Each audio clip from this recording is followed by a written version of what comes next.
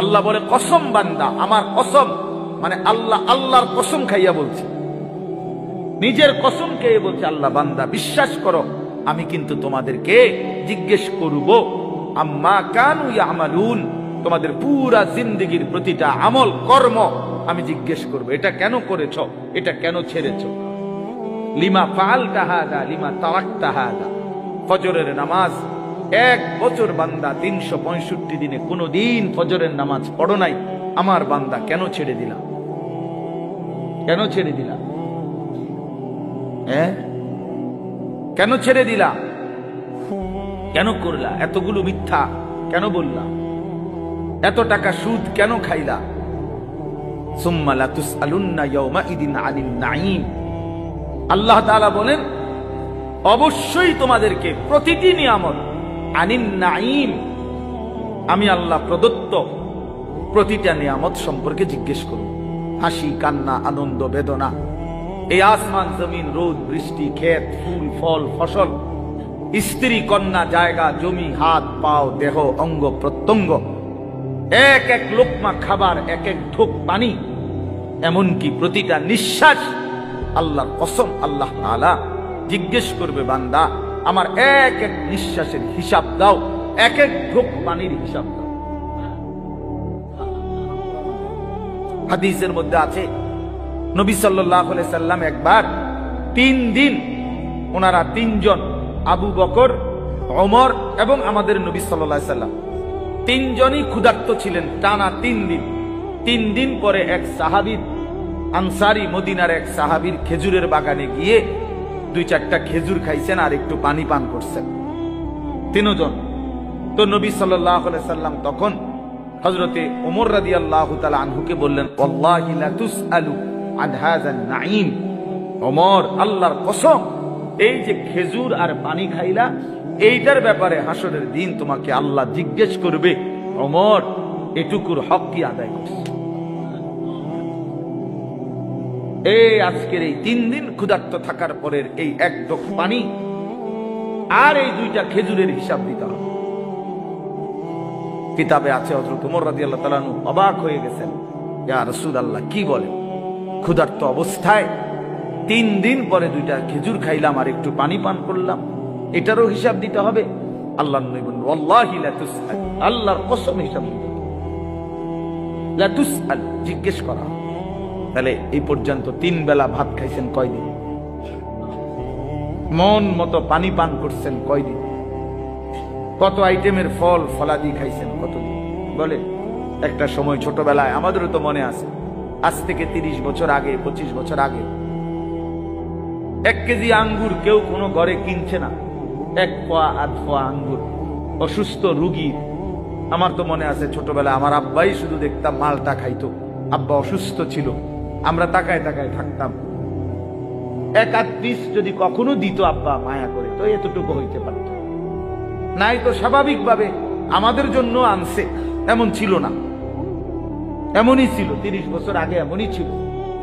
আঙ্গুর 100 গ্রাম 200 গ্রাম, হাসপাতালে রুগী, হাসপাতালে তো ওই রুগীর জন্য পথ্য হিসাবে 100 গ্রাম আঙ্গুর কি নিয়ে গেছে, এমন না? কি বলেন চাচার, এটা তো ছিল। তাইলে আজকে আলহামদুলিল্লাহ কি পরিমাণ ফল ফলাদি আমাদের বাচ্চারা খাইতেছে, আল্লাহ তাআলা কি পরিমাণ রিজিক দিচ্ছে আমাদেরকে, তো সেই রিজিকের কি কোনো হিসাব দিবে না? কথা বলেন না? তাহলে এই জন্য বাবা আল্লাহ তাআলার এটা ওয়াদা, আমরা যদি এটা না বুঝি আমাদেরই বোকামি হবে। তোমরা যারা কিশোর তরুণ ছেলে অনেকেই আছো, কোনোভাবেই বুঝতে চাচ্ছ না, তুমি মনেই করো না যে তোমার যে মানুষ, তুমি যে মুসলমান, এবং তোমার যে 14 বছরের পর থেকে তোমরা যারা বালেগ হয়েছে, অর্থাৎ যাদের উপরে গোসল ফরজ হয়েছে, যাদের বীর্যপাত হয়, গোসল ফরজ হয়, সেদিন থেকেই তোমার হিসাব পুরাপুরি 100 তোমার প্রতিটা নিঃশ্বাসের হিসাব উঠতেছে আমল নামার মধ্যে। তাহলে তোমাকে এই বালেগ হওয়ার পর থেকে প্রথম সেকেন্ড থেকে তোমার হিসাব দিতে হবে। এক একটা চোখের দৃষ্টি, কতবার নারী দেখছো, ছবি দেখছো, নর্তকী দেখেছো, উলঙ্গ ছবি দেখেছো, প্রত্যেকটা পলক নজরের হিসাব দিতে হবে আল্লাহর কাছে। আল্লাহর কাছে প্রতিটা হাত পায়ের অঙ্গের নড়া চড়ার হিসাব আল্লাহ তাআলার কাছে দিতে হবে। আমাদের 16 বছর 18, 20, 25 বছরের ছেলে পেলে সে মনেই করে না কিছু, যে সে যে একটা মানুষ, সে যে একটা মুসলমান, সে যে আখিরাত আছে, আল্লাহ আছে, রাসূল আছে, কোরআন আছে, কিচ্ছু বোঝে না, কিছুই বোঝে না। কি করে, কেন হাসে, কেন কাঁদে, কেন ঘুরতে আসে, কি করতে আসে, কি করে চুল, কি করে জামা, কি করতেছে, কার লগে আড্ডা দেয়, কেন আড্ডা দেয়, এত ছবি কেন উঠায়, এত ভিডিও কেন করে, কারে দেখাস বেটা, কে দেখে তোর এগুলা, কে দেখে, কার পাগলামি কে দেখে, নিজেই মোটরসাইকেল চালায় জোরে, আবার এটা নিজেরটাই নিজের সামনে ভিডিও লাগায়, এটা ভিডিও করে, এটা আবার ফেসবুকে দিল, মানুষে বাকি কিছু পাগলে চাইলো, এই পাগলের পাগলামি। কথা হইল মোটরসাইকেল চালানিও ভিডিও করতে হয়, সাইকেল চালানিও, এসব পায়খানাও তো ভিডিও করা উচিত, লোডা বদনাও তো ভিডিও করা উচিত। এত ফালতু একজন সুস্থ স্বাভাবিক মানুষের জীবন হতে পারে না, যাকে আল্লাহ তাআলা ন্যূনতম আকল দিয়েছেন। হ্যাঁ, কাউকে আল্লাহ তাআলার যখন লানত হয়, আমি এই জন্য প্রায় বলি, কারো উপরে যখন আল্লাহর লানত বর্ষণ হয়, তো আল্লাহ তাআলা তার স্বাভাবিক আকল সরায় দেন। আদাল্লাহুল্লাহু আলা ইলমিন, আল্লাহ তাকে তখন পথভ্রষ্ট করে দেয়। ওয়া খাতামা আলা সামঈহি ওয়া কলবি, আল্লাহ তাআলা তার কানে এবং অন্তরে মোহর মেরে দেয়। ওয়া জাআলা আলা বাসারিহি গিশাওয়া, আল্লাহ তার চোখের সামনে পর্দা ফেলে দেয়, ফলে আর সে কিছুই শুনে না, কিছুই বুঝে না, কারণ দিল তো বন্ধ, কানও বন্ধ, চোখও বন্ধ, আবদ্ধ। সে আর আলোর রাস্তা, হেদায়েতের রাস্তা দেখবে কোত্থেকে? সে জান্নাতের রাস্তা দেখবে কোত্থেকে? সে ডানে বামে যেদিকেই তাকায় তখন নারী দেখে, ছবি দেখে।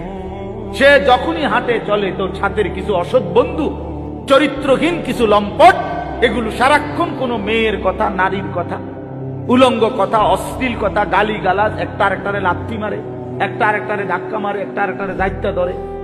হ্যাঁ, এই এই নাহলে বিশ্রী কুকুর বিড়ালও যে কথা বলে না, জন্তু জানোয়ারও যে কথা বলে না, এমন হাইওয়ান জানোয়ারের মতো কথাবার্তা বলে। নারী, ছবি, অশ্লীল উলঙ্গপনা, অশালীন অঙ্গভঙ্গি, খালাস। এভাবেই দিন শেষ। বাদ কতগুলো খাইছে, আবার জানোয়ার ঘুমায় গেছে, ভোর হইলে আবার জানোয়ার উঠছে। না এশার নামাজ, না ফজরের নামাজ, না জোহরের নামাজ, না আসরের নামাজ, কোন নামাজের কোনো খবরই নাই। কারণ জানোয়ারের আবার নামাজ কি, কুকুরের আবার নামাজ কি, শুকরের আবার নামাজ কি, কুত্তা বিলের আবার নামাজ কি, জন্তু জানোয়ারের আবার সেজদা কি? বুঝেন নাই কথা? অতটি সিদ্ধান্ত নিছে যে আমি মানুষ হব না, আমি হব জানোয়ার, আমি হব কুকুর বিড়াল, আমি হব রাস্তার পশু। অতএব রাস্তার পশুর যেমন কোনো আল্লাহ নাই, বন্দিগি নাই, ইবাদত নাই, আমারও নাই, আমারও না, আমারও না। এই জন্য ছেলেরা, বাবারা, ছেলেদের দায়িত্ব তোমরা নিজেকে নিয়ে ভাবা, কি করছো? বাবাদের দায়িত্ব আপনাদের ভাবা, আপনারা আপনাদের সন্তান গড়তেছেন নাকি কি করতেছেন? সন্তানরে কি করলেন? আপনি তো সংসার করছেন কইলেন, আমি তো সব সময় প্রতিদিন বলি যে সংসার বলতে কি বুঝলেন? আপনি যে কইলেন আমি আজকে 30 বছর সংসার করলাম, কিটা? খাট পালং সোফা ফার্নিচার রেনি সংসার কয় না বউ বাচ্চারে কয় সংসার? একটা মানুষ যদি বলে যে আমি পরিবার নিয়ে এনে বেড়াইতে আইছি, তো পরিবার নিয়ে বেড়াইতে আইলে এ কথা বললে তার মানে খাট সোফা টোফা বেড়ার ঘরের ফার্নিচার ইডি লইয়া আইছে বেড়াইতে, নাকি? কি কি নিয়ে আইছে? বউ বাচ্চা নিয়ে আইছে, এই না কথা বুঝায়? তাইলে সংসার বলে বউ বাচ্চারে, পরিবার বলে বউ বাচ্চারে, এই মানুষগুলার এই সংসার বলে। হাত পালং রে কি বলেন? এগুলো তো বদলায় যায়, এগুলো তো আমনের আমলও আপনি চেয়ার বদলাইছেন, বদনা বদলাইছেন, বালতি বদলাইছেন, আমনের নিজের আমলেও তো আপনি 40 বছরের ভিতরে কত আসবাব বদলাইছেন না? আগেরটা পুরান, সুন্দর লাগে না মডেল, নতুন করে কিনছে। তো এগুলো তো কিচ্ছু না, মানুষগুলো হলো আমার সংসার। তাহলে আমার ছেলে মেয়ে নামাজ পড়ে না, পর্দা করে না, আল্লাহর নাম জানে না, কোরআন শরীফ পড়তে জানে না, বউ পর্দা করে না, রাস্তার লগে পুকুর বেড়ি গোসল করে, তামাম মানুষ চাইয়াতায়। এই অসিব্য নারী, এই বেডিও অসিব্য, এই বেডির জামাইও অসিব্য, একেবারে 100% অসিব্য। দোনোটা অসিব্য, দোনোটা অসিব্য। বেড়াটাও অসিব্য, বেডিটাও অসিব্য। তে বেটারও কোনো লজ্জা নাই, তে মানুষের বেডি চায় আর তার বেডিরে মানুষে চায়, খালাস। হ্যাঁ, নাই তো এই বেশরম 30 বছরের কামাই দিয়া বেটা তোর বউয়ের জন্য একটা গোসলখানার ব্যবস্থা করতে পারলি না বেটা, তুই কি এর বেটা? বেটা অপদার্থ বেটা, তোর বেড়াই বলে কে বেটা? এটা অপদার্থ ছাড়া আর কিচ্ছু না। নিজের স্ত্রীর জন্য একটা, মেয়েটার জন্য একটা নিরাপদ গোসলের ব্যবস্থা করতে পারে নাই পর্দার ভিতরে, এরকম বেহায়া, এটা কেমন পুরুষ? এমন নির্লজ্জ পুরুষ হয় কেমনে মিয়া? এরম বেগায়রত, আত্মমর্যাদাহীন। আমার স্ত্রী রাস্তার মানুষে দেখবো, তাহলে আমি জীবনের বাচ্চা থেকে কিনলাম। আমার মেয়ে রাস্তার ফোলা পাইনি টিটকারি মারবো, ইটকারি মারবে, অথচ মেয়ে আমার, তাহলে আমার মতো বেড়ই মুসলমান আমার বাচ্চা থাকার দরকার কি বেড়া? আমি মরে যাই না কেন? আমি মরে যাই না কেন? আমি পানিতে ডুবি না কেন? বলে। এই জন্য বাবাদেরকে বলি, ইনসাফের সাথে বলে, ইনসাফের সাথে কইলেই কইব কই হুজুর শুনে না, ওনার এই যুগ নাই। কোন যুগ নাই? নূহ আলাইহিস সালামের যুগ নাই নাকি? নূহ আলাইহিস সালামের যুগে তো মোড়েই শুনছে না। কথা বলেন না কেন? কয় না আগের এই যুগ না। কোন যুগ? নূহ আলাইহিস সালামের যুগ। ওই সময় দিয়ে কেউ ঈমান আনছে না, অল্প কয়টা মানুষ নাই। তো তাইলে এমতই তো ভালো। কথা বলেন না, এখন ভালো না রমিয়া? তো আপনি কোন কি আগের যুগ নাই? কিতাবা কোন যুগ নাই বলেন? এই জন্য বললেই হইল না, এই সমস্ত সামান্য 1-2 শব্দ বললেই হবে না। কোন নারী যদি, স্ত্রী ছেলে মেয়ে যদি নামাজ না পড়ে, পর্দা না করে, আল্লাহর কোরআন না পড়ে, সেজদা না করে, এরপরে তার প্রতি আমার করণীয় কি, এই ব্যাপারে ইসলামের কোন দিক নির্দেশনা নাই। তো আপনি হেটা জিজ্ঞান না কা? কথা বুঝেন নাই আমার? যে হুজুর আমি 50 বার বলছি আমার বেডিরে, আচ্ছা 2 বছর ধরে আমার বউরে পর্দা করতে বলছি, কথার কথায় কোনোভাবেই আমার বিবি পর্দা করে না, এখন আমি কি করতে পারি? এই ব্যাপারে ইসলামের কোন নির্দেশনা নাই। তো সেইটা জিজ্ঞাইবেন। এরপরের কামটা কি এটা বলতে আপনি জিজ্ঞাসা করবেন। আমি হুজুর কোনোভাবেই আমার বেটি আমার কথা শুনে না, বউ সে আমারে শুধু বিরক্ত করে অথবা এই কারণে কষ্ট দেয়, তো আপনি তালাক দিবার আগে আপনি আগে জিজ্ঞাসা করেন আছে কিনা, আর কোন ফর্মুলা আছে কিনা ইসলামে? না, কই এই লাভ দিয়ে উঠতেই একেবারে 19 থেকে 20 হইলেই একটা ফাল মাইরে 3 তালাক দিয়ে ফেলে, একবার সব 3 তালাক। বেওকুফ বেটা, কথায় কথায় 3 তালাক দিয়ে দাও, আবার পরে বে বে করে কান্দ। হুজুরদের কাছে গিয়ে হুজুর বুঝছি না, সেই সময় মাথা ঠিক আছিল না, সেই সময় মাথা ঠিক ছিল না বলে, এই সময় তো মাথা আগের থেকে পুরো ঠিক আছিল। কারণ 3 তালাক দিলে বেডি তালাক হয়ে যায়, পাগলে তো এই কথা বুঝার কথা না। কথা বলেন না কেন? আপনার যে মাথা ঠিক না থাকলে কোন পাগল, যারা আমরা রাস্তাঘাটে পাগল, এরা কি 3 তালাক দেয়নি? তো তো আপনি কি করলেন? আপনার মাথা ঠিক আছিল না, মাথা আগের চাইতে বেশি ঠিক আছে। সে বুঝে, এটা বুঝা শুনেই কইছে যে এই কথা বললে বেটি কি হয়ে যাবে। এটা তো না বুঝার কি আছে? এটা নাহলে এটা বললেন কেন? আপনি 1 তালাক 2 তালাক না বলি 1 সালাক 2 সালাক কইতেন না, তাইলে তার তালাক হইল, নইলে কইলেন হইলে বেডি চালাক, বউ বুদ্ধিমান বলে। তার মানে আমাদের সমস্যা একটাই, আমরা আখিরাতকে ভুলে গেছি। মূল বিষয় লেখা, আখিরাতকে যদি কারো মনে থাকতো খোদার কসম, তাহলে নিজের স্ত্রী, নিজের ছেলে, নিজের মেয়ে এবং নিজেকে ঈমান আমলের উপরে রাখার জন্য কি কি পন্থা, ইসলামে অপারগতার কিছু নাই, হতাশার কিছু নাই, শেষ মিনিট পর্যন্ত আর কি করা যায় এ ব্যাপারে ধারাবাহিক নির্দেশনা আল্লাহর কোরআনেও আছে, আমাদের রাসূলের জিন্দেগির মধ্যেও আছে। ইসলাম তো একটি পরিপূর্ণ বিধান। কথা বলেন না? ইসলাম কমপ্লিট কিনা বলেন? তাহলে যদি পূর্ণ বিধান হয় তাহলে এমন একটা জায়গা তাইয়া হুজুর আমি আটকাইয়া গেছি যে এইখান থেকে আইসা এবারে আর ইসলামের কোনো হুকুম নাই, এমন হইলে তো এটা পরিপূর্ণ বিধান হইল কই? আপনি যদি বলেন যে হুজুর আমি 10 বছর বুঝাইছি পুতেরে, সে কোনোভাবেই নামাজ পড়ে না, হালাল খায় না, এখন আর ইসলামের কাছেও 10 বছর পরে কি করণীয় আর কিছু নাই ইসলামের মধ্যে, কাজে কোরআনেও কিছু নাই, হাদিসেও এই ব্যাপারে কোনো কথা নাই, আমি কি করতে পারি এজন্য ছেড়ে দিছি। তাহলে এ কথা বললে আপনার ঈমান থাকবে নি?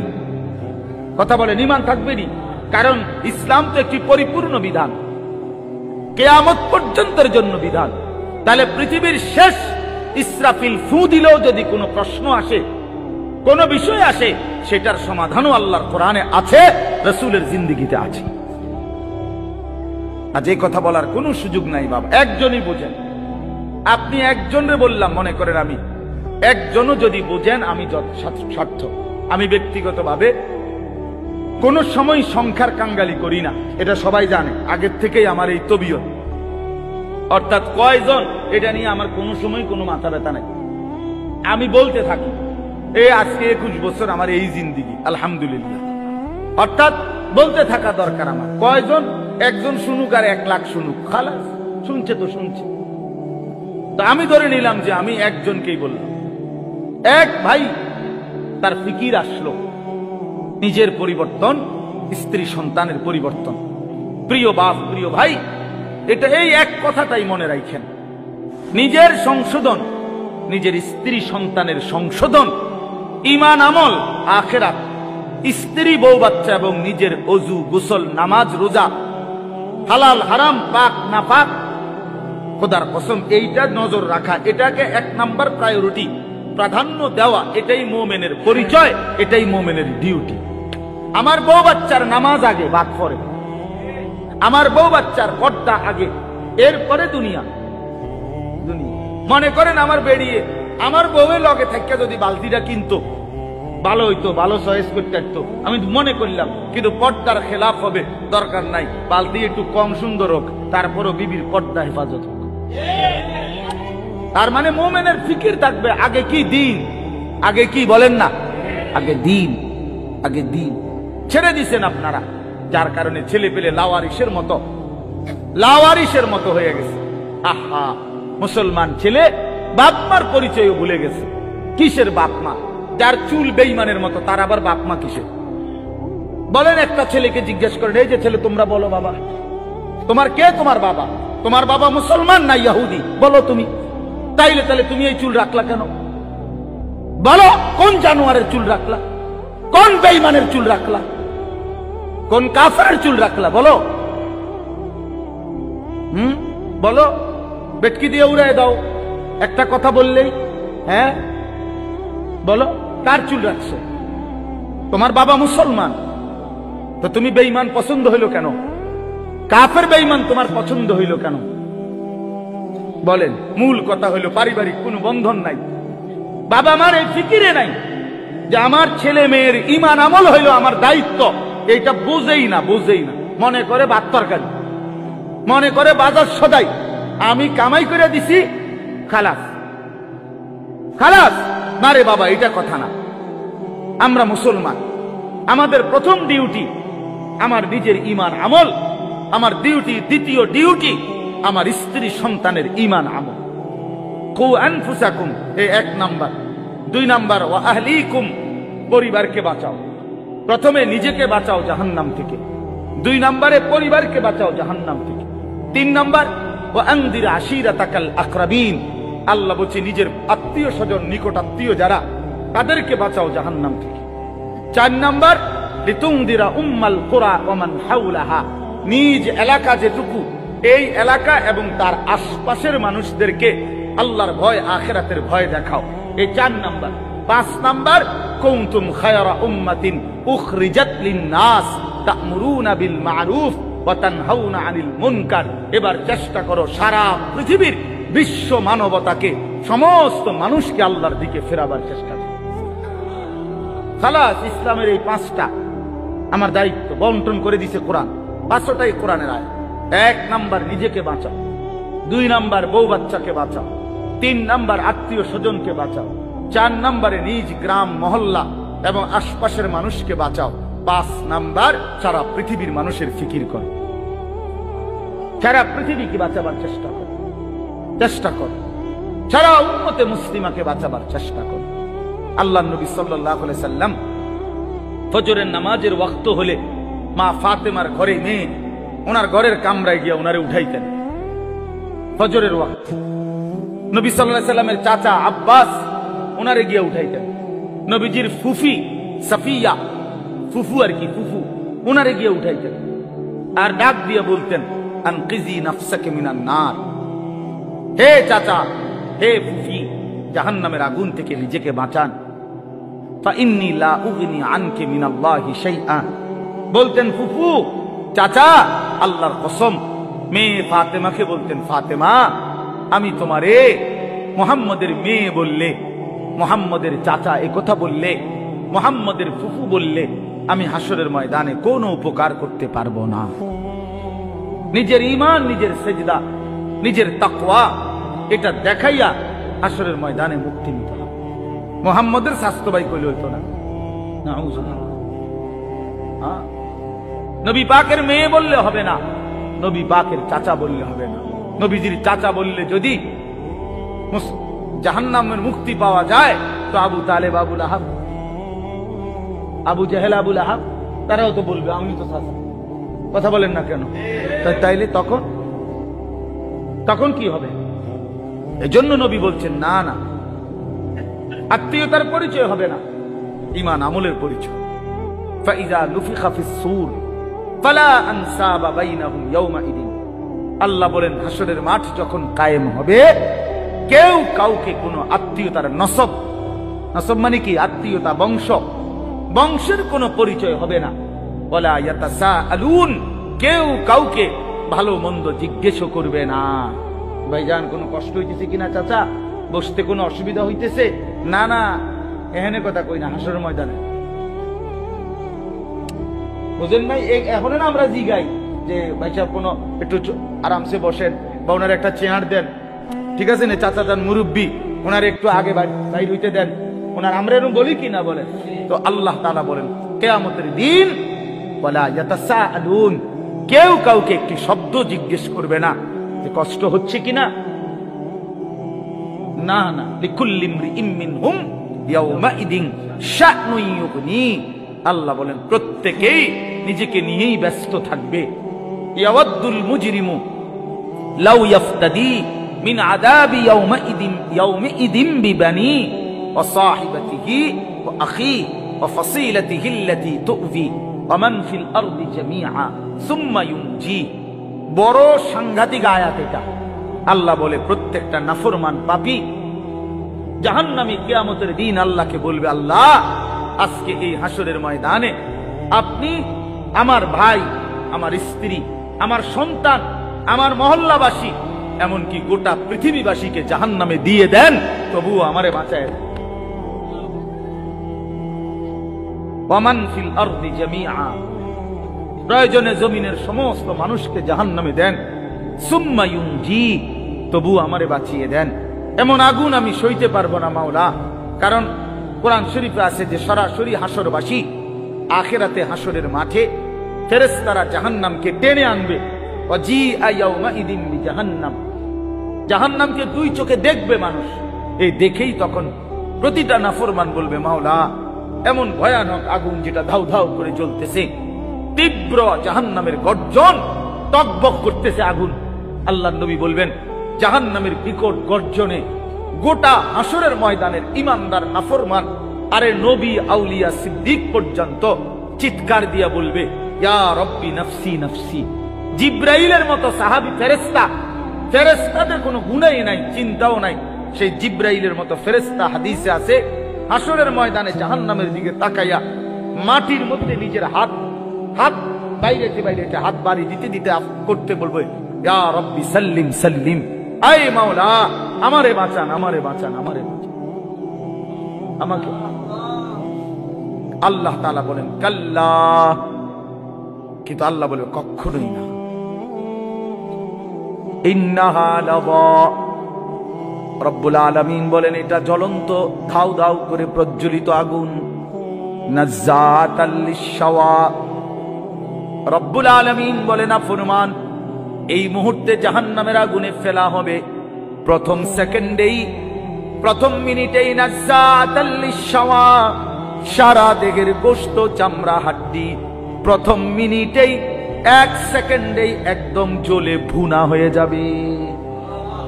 নাজ্জাতান অর্থ এটা মাশওয়ি, মানে ফ্রাই ফ্রাই ফ্রাই হয়ে যাবে, ভুনা হয়ে যাবে, ভুনা এক মিনিটেই ভুনা হয়ে যাবে। নারুল্লাহিল মুকাদা আল্লাতী তাত্তালিউ আলাল আফইদাহ। আল্লাহ বলে বান্দা জাহান্নামের আগুন মনে রেখো আমি আল্লাহর জ্বালানো আগুন। এই আগুন তো আমি জ্বালাইছি। কে জ্বালাইছে? এই আগুন আমি আল্লাহর জ্বালানো আগুন। দুনিয়ার তোমরা লাকড়ি জমা করে তোমরা আগুন জ্বালাইছো এমন না, জাহান্নামের আগুন আমি আল্লাহর, নারুল্লাহিল মুকাদা, আমি আল্লাহর প্রজ্বলিত আগুন। অতএব আমার এই আগুনে যখন ফেলা হবে, আল্লাতী তাত্তালিউ আলাল আফইদা, দুনিয়ার আগুন যখন কারো দেহের মধ্যে লাগে, ছুটাছুটি করে কিংবা পানি দিয়ে যে কোনো ভাবে যদি রক্ষা করা যায়, তাইলে হয়তো হাত পুড়ে গেছে বাকিটা বাইচা গেছে, পাও পুড়ে গেছে বাকিটা বাইচা গেছে, এমন হয় কিনা? তো রব্বুল আলামিন বলেন জাহান্নামের আগুনে যখন ফেলবে, আমার এই প্রজ্বলিত আগুন ফেলতেই প্রথম মিনিটেই বান্দা তোমার সারা দেহ এমনকি তোমার কলিজা সুদ্ধা প্রথম মিনিটেই জ্বালায় ফেলবে। একই সাথে একই মুহূর্তে বাহির এবং ভিতরের কলিজাটা সুদ্ধা ভুনা করে ফেলবে। আল্লাতী তাত্তালিউ আলাল আফইদা, আফইদা। কি মনে করছো নওজোয়ান? আগে নয়তো সিদ্ধান্ত নাও আখেরাত নাই, এবার বেডি চাও, কোনো অসুবিধা নাই। তুমিও ল্যাংটা হয়ে যাও, ছবিও দেখো ল্যাংটা। দেখো যুবক, আমি বললাম তুইও লুঙ্গি খুলে ফেল, কাপড় খুলে ফেল নাফরমান, আর নর্তকীও দেখ, তোর কাপড়ও খুলে ফেল, নর্তকীর কাপড় তো খোলাই, যা দেখে। তবে আগে শর্ত হলো একথা বুঝাপড়া করে নাও, কারোর সাথে হিসাব মিলাইয়া নাও যে আসলে যে হুজুররা বলে কবর হাসর আখেরাত, এটি আসলে মিশা কথা নেই, এই কথা কারোর থেকে জিজ্ঞাসা করে নাও। কথা বুঝেন নাই আমার? এটা যদি ফয়সালা হয়ে যায় যে হ্যাঁ এগুলো নাই, তো ঠিক আছে বন্ধু, নাচো গাও ফুর্তি করো, যা মন চায় তাই করো। কিন্তু এ কথার তো কোনো কাফেরও আজ পর্যন্ত বলে নাই যে কবর হাসর আখেরাত নাই। না, হিন্দুরাও তো স্বর্গ নরক কয়, কয় না? কথা বলেন না কেন? হিন্দুরা মরলে আমরা যেরকম কই মরহুম, তারাতে কয় স্বর্গীয় উমুক। তো হিন্দুরাও তো বলে, কাফের বেঈমানও তো বুঝে পরকাল, তুমি বুঝো না কেন? কাফের বেঈমানের পরকালের ধারণা ভুল ধারণা, মানে পরকাল মানে, কিন্তু পরকালের ব্যাপারে তারা যে ধ্যান ধারণা এটা তাদের ভুল। কিন্তু আমরা মুসলমান, আমাদের পরকালের ব্যাপারে বর্ণনা একেবারে স্পষ্ট। কোরআনুল কারীমের 3 ভাগের 2 ভাগে আখিরাত, আখিরাত। নবী সাল্লাল্লাহু আলাইহি সাল্লামের সারা জিন্দেগীর চোখের পানি উম্মতের জন্য যে কাঁদছেন 23টা বছর, কি জন্য? যে আল্লাহ 23 বছর নবী কাঁদছেন উম্মতের জন্য। কেন? দুনিয়ায় যেন বাত মাসে কষ্ট না পায় উম্মত, এই জন্যই তো না? কথা বলে, উম্মত যেন বাতে মাসে কষ্ট না পায়, দুনিয়ায় বউ বাচ্চা লইয়া যেন সুখে চলতে পারে, এই জন্যই তো নবীর 23 বছরের চোখের পানি, নাকি? তাহলে কি জন্য? কথা বলেন না, কোন জায়গার জন্য কাঁদছেন? তো সেই আখিরাত মিথ্যা, নবীর 23 বছরের চোখের পানি মিথ্যা। তাহলে আপনারা কি বুঝলেন বাবা? যারা নামাজ পড়েন না, কেন পড়েন না? কি বুঝছে? মানে আমার লোক, আমার কথা হলো, আমার এটা মাঝে বুঝতে মন চায়, জানতে মন চায় যে একটা যুক্তি তো থাকবে যে হুজুর আমনে যত কথাই কন এটা এটা হইতো না, আমি এটা বুঝছি, আমনে নাম বুঝেন ধরলো আমি বুঝছি, তো এইটা আমারে বুঝায় কর না। আচ্ছা আমরা শুনি, কি দৃষ্টিতে তুমি বুঝলা আখেরাত নাই, পরকাল নাই, এই পাপের কোনো বিচার হবে না, এটা কেমনে বুঝলা? একটা যুক্তি তো থাকবে মানুষের। এই জন্য দয়া করে ভাবতে শিখে। আমি আমার সবটুকু দিয়ে বলতে, আমি আজীবন চেষ্টা করছি আমার এই ছোট্ট জীবনটা বলতে বলতে আজ আর শরীর অনেক কাহিল হয়ে গেছে, ব্যস্ততা অনেক বাড়ছে, কিন্তু শরীর কি হয়ে গেছে? দুর্বল হয়ে যাচ্ছে, দুর্বল হয়ে গেছে। কিন্তু তবুও চেষ্টা করছি বলে যাওয়ার। অর্থ হলে কথা বলা, বাবা আখেরাত সত্য, কবর সত্য, হাসর সত্য। প্রিয় বন্ধু নষ্ট হইও না, ছেলেরা নষ্ট হইও না। বাপ পচে দেওয়া জিনিস কেউ গ্রহণ করে না, বখাটেকে দুশ্চরিত্রকে কেউ পছন্দ করে না, লম্পট চরিত্রহীন নারী লুভী, জিনা বেবিচার অসভ্যতা মদ জুয়া আসক্ত এমন অপদার্থ জানোয়ারকে কেউ পছন্দ করে না। তারে কুকুরের সাথেই মানায়, মানুষের সাথে মানায় না। বেনামাজিকে জানোয়ারের সাথেই মানায়, ইমানদার মুসলমানের সাথে মানায় না, মানায়। এজন্য এটা জরুরি বিষয়, এটা বুঝার বিষয়। কেন আমি নামাজ পড়বো না, কেন আমি হালাল খাবো না? 30 বছর ধরে যারা সুদ খাইতেছেন, এই বাবা সংসারের অভাব পূরণ হয়েছে তো? বলেন না কেন? 30 বছর ধরে যেই বাটপারে ওজনে কম দেয়, এই বাটপারে জিজ্ঞাসা করেন না যে বাটপার তোর এই 30 বছর ধরে যে কাস্টমার ঠকাস, তোর অভাব গেছিনি না যাবে কোনোদিন? তো লাভ হইলো কি বেড়া? কি রে এত সিটারি করে কাম তো লাভ হইলো না, সিটারি যা করলাম কই সংসারের অভাব তো গেল না, কিস্তি তো শেষ হয় না, কিস্তি তো শেষ হয় না, প্রয়োজন তো শেষ হয় না। কই কিস্তি ইনকাম করে 90,000, কিস্তি চলে 6টা। হ্যাঁ কথা বলেন না কেন? কিস্তি কারণটা কি? বেড়ারে দিয়েও কিস্তি লইছে, বেডিরে দিয়েও কিস্তি লইছে, পুতের বউরে দিয়েও কিস্তি লইছে, নাতিরে দিয়েও কিস্তি লইছে। সংসারের সবগুলো হারাম কর, বউ হারাম কর, স্ত্রীও হারাম কর, পুতের বউ হারাম, প্রত্যেক কিস্তি যে লইছে তো হারাম কর।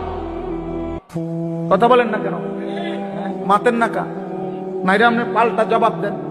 হ্যাঁ কোন আমি শুনি, তর্ক করেন। কিস্তি মানে তো হারাম, সুদ মানে তো হারাম, সুদ মানে তো হারাম। তো বলে হুজুর না খাইয়া মরে যাবো নি? হ্যাঁ মরে যাবেন, মরলে কি শরম নি? কোন মানুষ মারা গেলে এটা কি বেজ্জতি নি যে ছি ছি ছি জীবনে কেউ মরলো না, হায় হায় রে আস্তাগফিরুল্লাহ আস্তাগফিরুল্লাহ, এরকম শরমের কথা? লোকটা মরে গেল বলে বলেন মরে যাওয়া কোনো শরম? তো মরে যাবে, অসুবিধা কি? আমারও তো অনেক সময় অনেকে বলে যে হুজুরে না খাইয়া কি মরে? হ্যাঁ মরে যাবেন আপনি, অসুবিধা কি? না খাইয়াই মরে যাবেন, অভাবে মরে যাবেন, ঠিক আছে, কিন্তু এরপরও তো চোখটা বন্ধ হইলে জান্নাতের দুয়ার খুলে যাবে। যে মাওলা অভাবে পড়ে গেছি তো তোমারে ছাড়ি নাই, খাইতে পাই নাই কিন্তু তোমারে ছাড়ি নাই। নবী সাল্লাল্লাহু আলাইহি সাল্লাম তো পেটে 2টা পাথর বাঁধছে। আপনারা আমাদের কার হালাত এমন হইছে ক্ষুধার কষ্টে?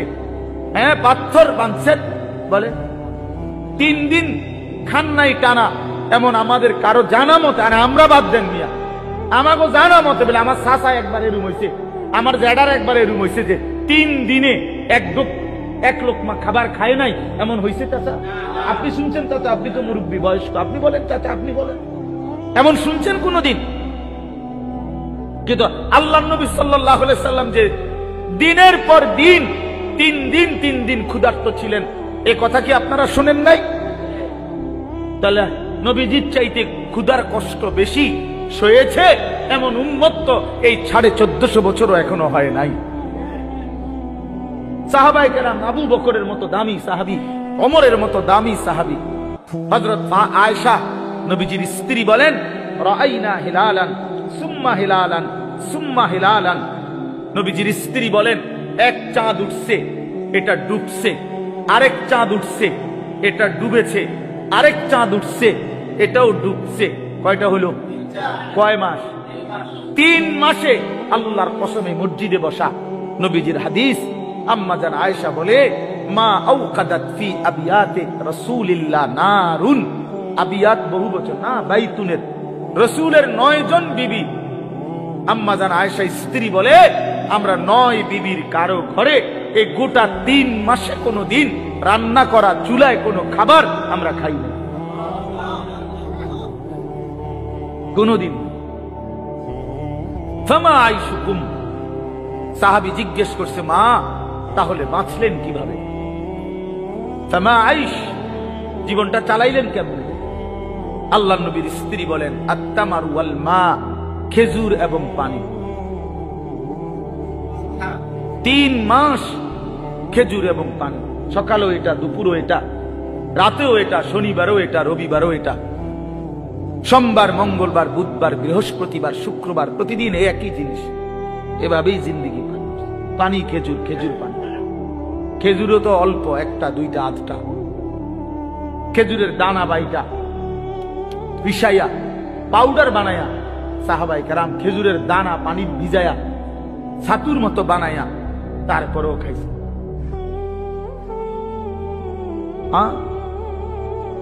এই জন্য আমার বাপ, আমি আমাকেও বলছি, আপনাকে শুধু না, আমরা আমাদেরকেও বলি, নিজেকেও বলি, নিজের ঘর পরিবার নিয়েও আলোচনা করি। তাহলে আমরা প্রত্যেকে ইনশাআল্লাহ আমাদের জিম্মাদারি মনে রাখেন। কু আনফুসাকুম। আমি যে কথার থেকে এতগুলো কথা বললাম, অর্থ হলো নিজের ফিকির করা। আমার ঈমান, আমার আমল, আমার আখিরাত, আমার স্ত্রী সন্তানের ঈমান, আমল, আখিরাত, আমার বাপ। এবার আমি শেষ অংশে কথাটা বলতে চাই, এটা আমরা যারা এখানে যে কয়জন মনোযোগ দিয়ে শুনছেন, আমি সবাইকে বলি, আমরা এটা মনে রাখতে হবে, আমরা মুসলমান, আমাদের জীবন আখিরাত, আমাদের জীবন দুনিয়া হবে না। আমার একবার বিশ্বাস করেন, 200 কোটি মুসলমান আমরা যদি রাত দিনও পরিশ্রম করি দুনিয়া উপার্জনের জন্য, আল্লাহর কসম, খোদার কসম, কাফের বেঈমানের সমপরিমাণ দুনিয়া আল্লাহ আমরে দিবে না। এটা আল্লাহর ওয়াদা, দিত না। মানে আমি হেবড়ারে কইলাম শাহাদাত ভাই, আপনি যদি মাথাও ফাটাই এলাম, আমি টাকা 500 চাইছি, আমি দিতাম না বেলা।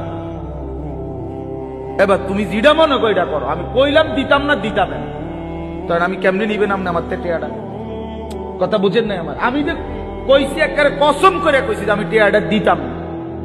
তো আল্লাহ বলছে, বান্দা দুনিয়া আমি তোমাদের ইমানদারকে দেব না বান্দা, পুরা এটা আমার ওয়াদা, আমি দেব না দুনিয়া, আমি দেব আখিরাত।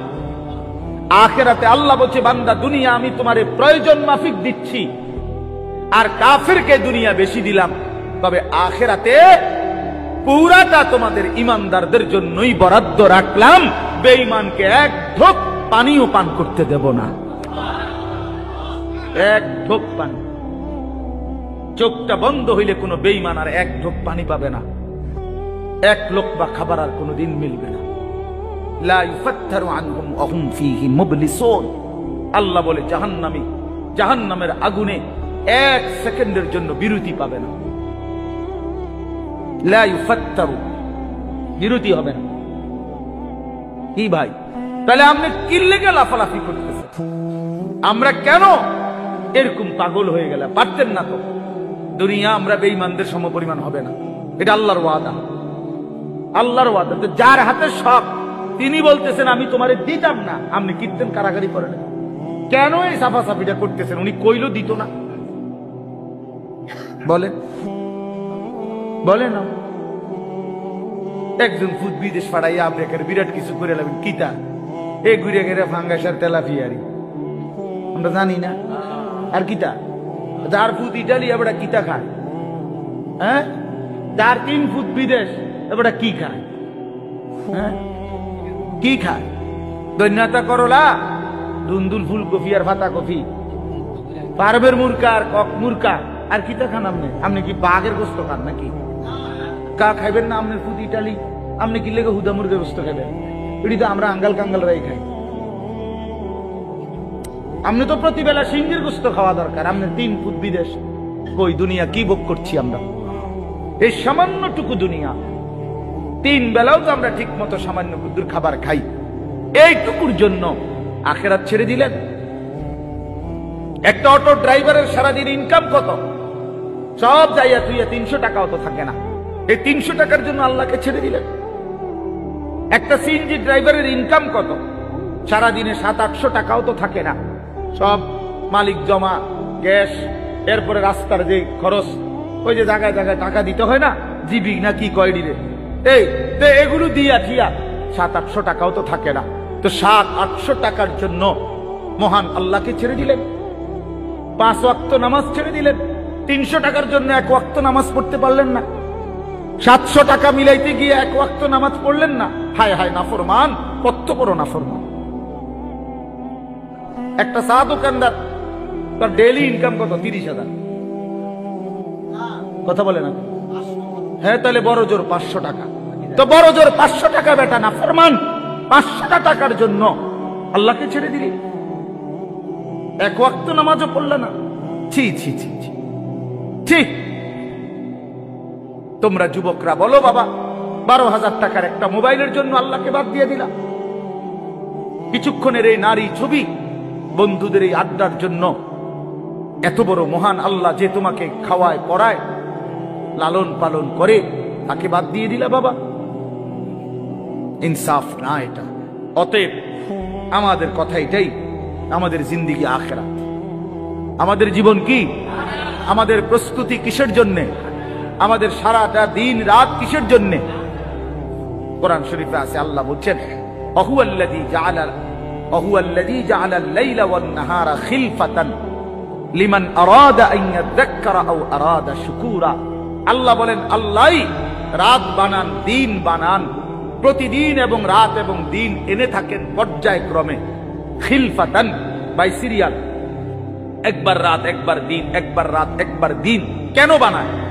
আল্লাহ নিজে বলতেছেন, আমি রাত এবং দিন বানাই লিমান আরাদা আন ইয়াযাক্কারা, যারা যারা আমি আল্লাহকে স্মরণ করতে চায়, আমার ইবাদত করতে চায়, আমি তাদের জন্য রাত দিন বানাই।